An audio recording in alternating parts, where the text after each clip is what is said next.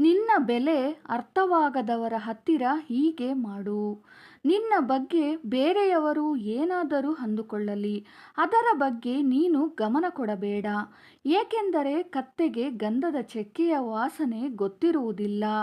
ಈ ದಿನ ನಾವು ಅನುಭವಿಸುತ್ತಿರುವ ನೋವು, ಪಡುತ್ತಿರುವ ಕಷ್ಟ, ಯಾವತ್ತಾದರೂ ಒಂದು ದಿನ ಯಾವುದೋ ಒಂದು ರೂಪದಲ್ಲಿ ಭಗವಂತನು ನಮಗೆ ಸಹಾಯ ಮಾಡುತ್ತಾನೆ. ನಿನ್ನದಲ್ಲದೆ ಇರುವುದು ಎಂದಿಗೂ ನಿನ್ನ ಸ್ವಂತವಲ್ಲ. ನಿನ್ನ ಸ್ವಂತದ್ದು ಎಂದಿಗೂ ನಿನ್ನಿಂದ ದೂರವಾಗುವುದಿಲ್ಲ. ಗಾಜಿನ ವಸ್ತು ಒಡೆಯಲು ಒಂದು ಕಲ್ಲು ಸಾಕು, ಮನಸ್ಸು ಮುರಿದು ಹೋಗಲು ಒಂದು ಮಾತು ಸಾಕು. ಎಲ್ಲ ವಿಷಯಗಳ ಬಗ್ಗೆ ತಿಳಿದುಕೊಳ್ಳುವ ಹಾಗೆ ಮಾಡುವುದು ಧ್ಯಾನ. ಎಲ್ಲಿಯವರೆಗೂ ಗುರುತು ಇಟ್ಟುಕೊಳ್ಳಬೇಕು, ಎಲ್ಲಿಯವರೆಗೂ ಬಿಡಬೇಕು ತಿಳಿಯುವುದು ವಿವೇಕ. ಆದರೆ ವಿವೇಕವಿಲ್ಲದ ಜ್ಞಾನ ವ್ಯರ್ಥ.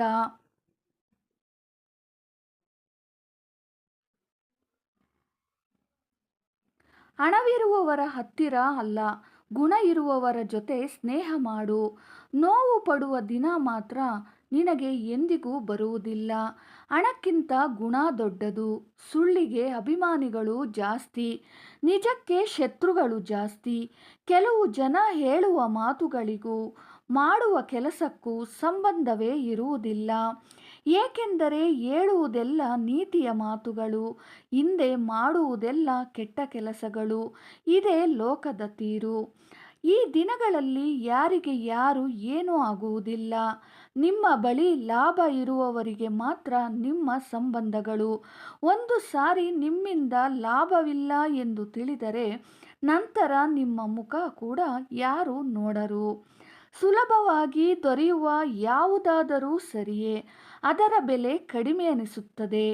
ಕಷ್ಟಪಟ್ಟು ಸಾಧಿಸುವುದಕ್ಕಿರುವ ಬೆಲೆ ಹೆಚ್ಚಾಗಿರುತ್ತದೆ. ಅದು ಬಂಧವಾದರೂ ಬಾಧ್ಯತೆಯಾದರೂ ಸರಿಯೇ, ಹಣವಾದರೂ ಸರಿಯೇ.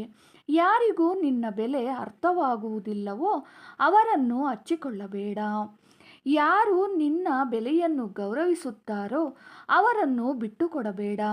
ಗೆದ್ದಾಗ ನಿನ್ನ ಜೊತೆ ನಡೆಯುವವರಿಗಿಂತ ಗೆಲುವಿಗಾಗಿ ನಿನ್ನ ಜೊತೆ ನಡೆಯುವವರನ್ನು ನೆನಪಿಟ್ಟುಕೋ. ಅಸೂಯೆಯಿಂದ ಬದುಕುವವರಿಗೆ ಸರಿಯಾದ ನಿದ್ರೆ ಇರುವುದಿಲ್ಲ. ಅಹಂಕಾರದಿಂದ ಬದುಕುವವರಿಗೆ ಸರಿಯಾದ ಸ್ನೇಹಿತರಿರುವುದಿಲ್ಲ. ಅನುಮಾನದಿಂದ ಬದುಕುವವರಿಗೆ ಸರಿಯಾದ ಜೀವನವೇ ಇರುವುದಿಲ್ಲ. ಜೀವನದಲ್ಲಿ ಕೆಲವು ವಿಷಯಗಳನ್ನು ನೆನಪಿಟ್ಟುಕೊಳ್ಳುವುದು ಎಷ್ಟು ಮುಖ್ಯವಾಗಿರುತ್ತದೆಯೋ, ಕೆಲವು ವಿಷಯಗಳನ್ನು ಮರೆತು ಹೋಗುವುದು ಕೂಡ ಅಷ್ಟೇ ಮುಖ್ಯ. ಎಲ್ಲಿ ಕೇಳಿದ ಮಾತುಗಳು ಅಲ್ಲೇ ಮರೆತು ಹೋಗಬೇಕು. ಇಲ್ಲಿಯದು ಅಲ್ಲಿ, ಅಲ್ಲಿಯದು ಇಲ್ಲಿ ಹೇಳುವುದರಿಂದ ಜೀವನಗಳು ನಾಶವಾಗುತ್ತವೆ. ವಾದಿಸುವುದು ಯಾರೋ ಒಬ್ಬರು ಗೆಲ್ಲುತ್ತಾರೆ, ಆದರೆ ಚರ್ಚಿಸಿಕೊಳ್ಳುವುದರಿಂದ ಇಬ್ಬರು ಗೆಲ್ಲುತ್ತಾರೆ. ಏಕೆಂದರೆ ಅವರ ಮಧ್ಯ ಇರುವ ಬಂಧ ಗೆಲ್ಲುತ್ತದೆ. ಆದ್ದರಿಂದ ಸ್ನೇಹಿತರೆ, ವಿಡಿಯೋ ಇಷ್ಟವಾದರೆ ಲೈಕ್ ಮಾಡಿ, ಶೇರ್ ಮಾಡಿ, ಸಬ್ಸ್ಕ್ರೈಬ್ ಮಾಡಿಕೊಳ್ಳಿ. ಧನ್ಯವಾದಗಳು.